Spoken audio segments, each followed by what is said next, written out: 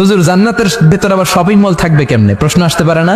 সহিহ মুসলিমের বর্ণনা, ইন্না ফিল জান্নাতি লাসুকান, জান্নাতের ভেতরে বিশাল এক শপিং মল থাকবে। এটা বোধহয় আমাদের বসুন্ধরা শপিং কমপ্লেক্সের মতো হবে, যমুনা ফিউচার পার্ক। দুবাইতে যে একটা আছে বিশাল শপিং মল, মালয়েশিয়ার মিড ভ্যালি, এগুলোর মতো হবে মনে হয়। কত বিশাল যে শপিং মল হবে। সহিহ মুসলিমের বর্ণনা, প্রতি শুক্রবারে সব জায়গা থেকে বন বন করে মৌমাছির মতো জান্নাতীরা ওই শপিং মলে শপিং করতে আসবে। ইচ্ছে মতো দেদারসে পোশাক কিনবে, ইচ্ছে মতো শপিং করবে, টাকা দেয়া লাগবে না, ক্রেডিট কার্ড লাগবে না। সুবহানাল্লাহ পড়েন। ইচ্ছে মতো শপিং করবেন।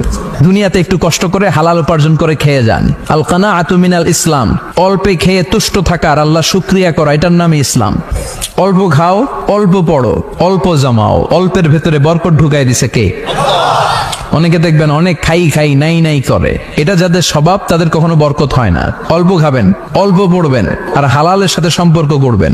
আল্লাহুম্মা কফিনি বিহালালিকা আন হারামিক ওয়া আগনিনি বিফাদলিকা আম্মান সিওয়াক। বিষ্ণুনবী দোয়া করতেন, আল্লাহ হালালকে আমার জন্য যথেষ্ট করেন, হারাম থেকে আমারে বাঁচিয়ে রাখেন। পড়েন আমিন। হালাল অল্প হলেও হালালে বরকত আছে না নাই? হারাম বেশি হলেও এটাতে কোনো বরকত নাই, ঠিক কিনা?